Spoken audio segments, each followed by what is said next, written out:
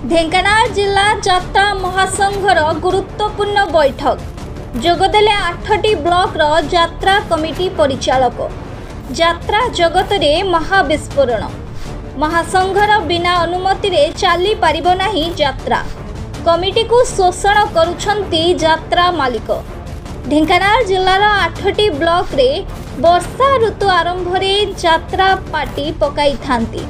एथिपाई 2-3 वर्ष पूर्वर 2-3 लाख पर्यंत अग्रिम देवाकू पड़ी थाई, जेउथि पाई कि यात्रा करिबा पाई जगार परमिशन, पुलिस रिपोर्ट, तहसील और थानार रिपोर्ट, रेड क्रॉस डिपोजिट, विद्युत विभाग को विद्युत संजोग पाई अर्थ देवा प्रभृति व्यापक व्ययबहुल खर्च होइथाय। समस्त यात्रा मालिक माने ऑफ सीजन रे ढेंकानाल जिले में यात्रा पकाई मालिक माने लक्ष लक्ष टंका नहीं थांती, जहा फल रे यात्रा कमिटीर सदस्य माने हाथरू पैसा पैठ करि थांती। एहार समाधान पाई राज्य कर्मकर्तांक सह जिलार समस्त यात्रा कमिटी सदस्यंक सह कामाख्यानगर स्थित कृषि सभागृह परिसर रे एक गुरुत्वपूर्ण बैठक अनुष्ठित हो जाइछि। एथिनेई जिला प्रशासन ठारू मुख्यमंत्री पर्यंत दाबी पत्र प्रदान करा जाइछि। यात्रा मालिक सीधा सड़क राज्य कर्मकर्तांक सह आलोचना न कले चलित वर्ष ढेंकानाल जिले में यात्रा बंद रहिबो बोली संघ पक्षरु चेतावनी दिया जाइछि। ढेंकानाल स्वतंत्र प्रतिनिधि अक्षय कुमार नंदन रिपोर्ट, ढेंकानाल न्यूज ओडिशा। नमस्कार, जय जगन्नाथ। मु मानस रंजन राय सामंत, राज्य संयोजक यात्रा कमिटी महासंघ ओडिशा। कौन कह आज यात्रा नहीं समस्या कमिटी आज बसते कौन कह देखो यात्रा विगत किछि दिन भरी जो भाया समस्या चली सी अंतर्दय समस्या एटा आमर कमिटी मानक सहित कौन शतप्रत भाव में जड़ित नुहति, किंतु इनडायरेक्टली कमिटी मानक सहित जड़ित कहीं ये सब समस्या कमिटी माने यात्रा को नौछंती। तेणुक जेहेतु यहाँ भीतर समस्या इनडायरेक्टली आम उपर पड़ुची, तेणुक आम आज ढेंकानाल जिले में 2023 पर 2025 आम गोटे आउ थे मीटिंग कलु।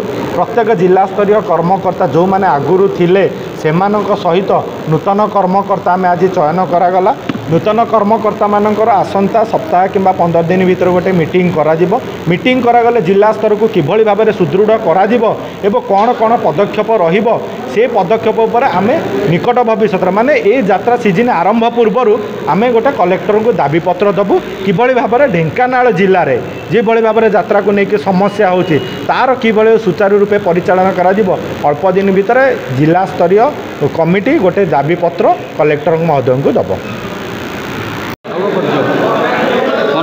धरणीधर साहू, जयमा तारिणी यात्रा कमिटी तुमसिंगार मु संपादक। आज को 2 वर्ष है आम यात्रा कमिटी रे आमे तुलसी आ साई सम्राट को आम पकईलु। से रेनी सीजन रे कैंप करती। रेनी सीजन रे बहुत हैरान होगा पड़े।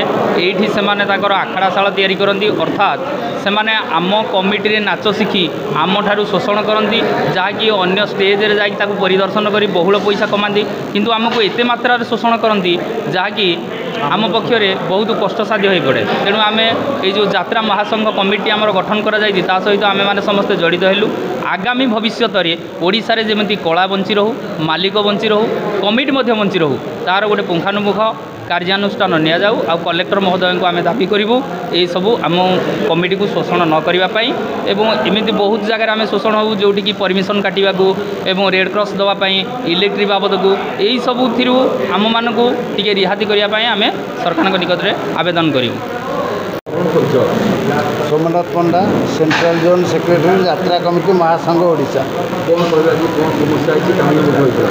आज समस्या केवल आम कमिटी की लेकिन जो बर्तमान जिला स्तरीय आज ढेंकानाल जिले में एक सभा अनुष्ठित होता से सभार आम यात्रा कमिटी महासंघ आह्वान आम डाक समाज समस्त जिलार 8टी ब्लॉकर विभिन्न कर्मकर्ता आसिक योगदान देते। और आमर मुख्य उद्देश्य है बर्तमान यात्रा पार्टीर जो मालिक मानकर मनमानी और अहेतुक मूल्य वृद्धि जो केवल आम कमिटी मैंने आज हैरान हरकत होचु। आउ सर्वोपरि बर्तमान कौन हो ଯାତ୍ରା ଦର୍ଶକ ବର୍ତ୍ତମାନ ଗୁମୁରି ଗୁମୁରି କାନ୍ଦୁଛନ୍ତି। ତାଙ୍କରି ନିଶ୍ୱାସ ବର୍ତ୍ତମାନ ପଡ଼ିଛି ଯାତ୍ରା ମାଲିକ କଳାକାର ସମସ୍ତଙ୍କ ଉପରେ। ବର୍ତ୍ତମାନ ଯାହା ଦେଖୁଥିବେ ଆପଣ ସଦାବେଳେ ସୋସିଆଲ ମିଡ଼ିଆରେ ମୋବାଇଲ ଖୋଲିଲା ମାନେ କେବଳ ଯାତ୍ରା ପାର୍ଟି ମାଲିକ କଳାକାର କର୍ମଚାରୀ ତାଙ୍କ ଭିତରେ ବର୍ତ୍ତମାନ ତିକ୍ତତା ବଢ଼ି ଚାଲିଛି।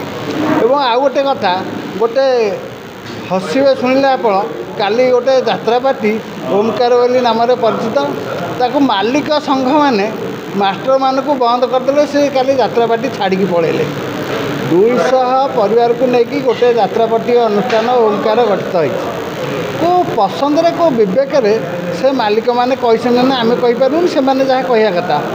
ଏଇ ସାର୍ମାନେ କେମିତି ଛାଡ଼ିକି ଗଲେ ସେଇଟା ଗୋଟେ ଦୁର୍ଭାଗ୍ୟର କଥା ଏବଂ ଲୋକ ଆସିବେ। ଆଉ ଗୋଟେ କଥା ଆମର ଢେଙ୍କାନାଳ ଯେଉଁ ଜିଲ୍ଲାରେ ବର୍ତ୍ତମାନ ବର୍ଷା ସିଜିନରେ ସମସ୍ତ ଅନୁଷ୍ଠାନ ଆସିକି ଏଇଠି ଯାତ୍ରା କରନ୍ତି ଏବଂ ଆମର ଗୋଟେ ନିଷ୍ପତ୍ତି ହେଇଛି ଆଗାମୀ ଦିନରେ ଆମର ଆଜି ଯେଉଁ ଜିଲ୍ଲା ସ୍ତରୀୟ କମିଟି ଗଠନ କରାଯାଇଛି ଆଗାମୀ ଖୁବ୍ କମ୍ ଦିନ ଭିତରେ ଆମର ଗୋଟେ ବୈଠକ ହେବ ଏବଂ ବୈଠକ ହେଇକି ଆମେ ଗୋଟେ ନିହାତି ନିଷ୍ପତ୍ତି ନେଇ ଆମେ ଜିଲ୍ଲା ପ୍ରଶାସନ ଏବଂ ମାଲିକ ସମସ୍ତଙ୍କ ପାଖକୁ ଆମର ଲିଖିତ ଆକାରରେ ଆମେ ଜଣାଇବୁ।